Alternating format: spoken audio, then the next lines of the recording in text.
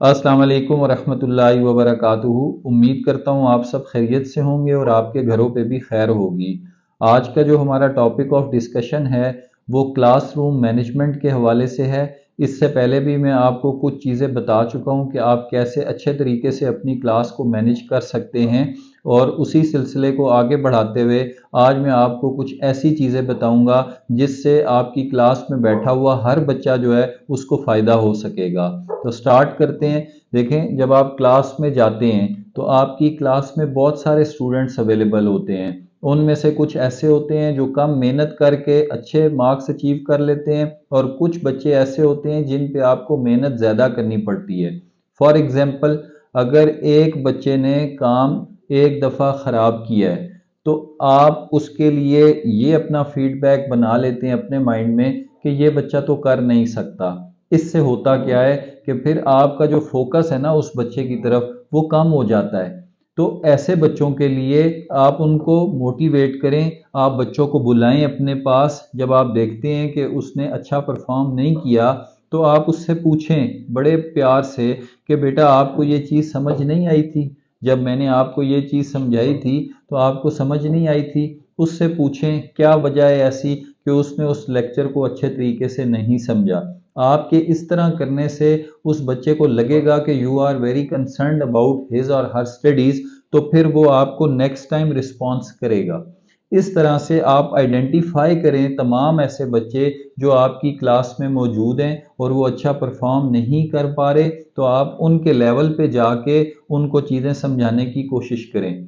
Sometimes ऐसा होता है कि टीचर के पास नॉलेज होता है लेकिन उसको पता नहीं होता कि मैं किस वे में समझाऊंगा, किस लेवल पे जाके समझाऊंगा तो बच्चे को वो चीज़ ज़्यादा अच्छे तरीके से समझ आएगी।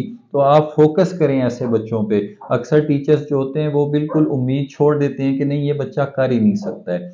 जब तक आप उम्मीद नहीं छोड़ेंगे, आप बच्चे के साथ कनेक्टेड रहेंगे, तो बच्चा परफॉर्म करेगा।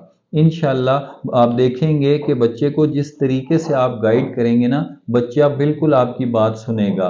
लेकिन अगर आप उसको छोड़ देंगे, उसके हाल पे छोड़ देंगे और उस बच्चे पे आप बिल्कुल फोकस नहीं करेंगे तो फिर आपको रिजल्ट्स नहीं मिलेंगे। अगर आपकी क्लास में 20, 25, 30, 35 जितने भी स्टूडेंट्स मौजूद हैं, आपने उन सब को इस काबिल बनाना है कि जो तैयारी आप उनको करवा रहे हैं उससे वो बच्चा अगली स्टेज पे चला जाए। फॉर एग्जांपल, अगर वो नाइन्थ में है तो नाइन्थ को क्वालिफाई करने के बाद अच्छे मार्क्स में, अच्छे ग्रेड्स में वो टेंथ में चला जाए। टेंथ में है तो आपका काम यह है कि हर बच्चा जो आपकी क्लास में बैठा हुआ है वो आपकी जिम्मेदारी है। आपने सिर्फ अच्छे बच्चों को पास नहीं करवाना, आपका फोकस पूरी क्लास पे होना चाहिए। और जो बच्चे आप क्लास में देखते हैं, अगेन मैं आपको इस चीज़ पे एम्फेसाइज कर रहा हूँ कि उन बच्चों को देख करके जब आप पढ़ाएंगे, उनके प्रॉब्लम्स को सॉल्व करेंगे, आपकी पूरी क्लास बेहतर हो जाएगी। एक और इशू वो ये होता है कि समटाइम्स टीचर ना बड़ा इग्नोरिंग सा रवैया रखते हैं इन बच्चों के साथ जो पढ़ाई में अच्छे नहीं होते हैं, या गुस्सा कर देते हैं। तो गुस्सा करने से एक तो आप बच्चे के दिल में अपनी रिस्पेक्ट कम कर रहे होते हैं। अगर आप उसी बच्चे को अच्छे तरीके से उसको जिम्मेदारी का एहसास करवा करके आप उससे काम लेंगे, आप देखेंगे आपको फ़र्क नज़र आएगा।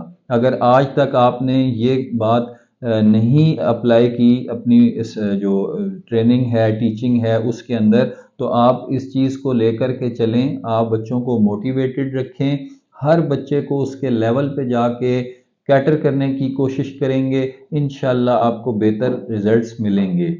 और दूसरी इम्पॉर्टेंट चीज़ ये है कि जो बच्चे लास्ट रोज में बैठते हैं आपकी क्लास में, उन पे ज़्यादा फोकस करें।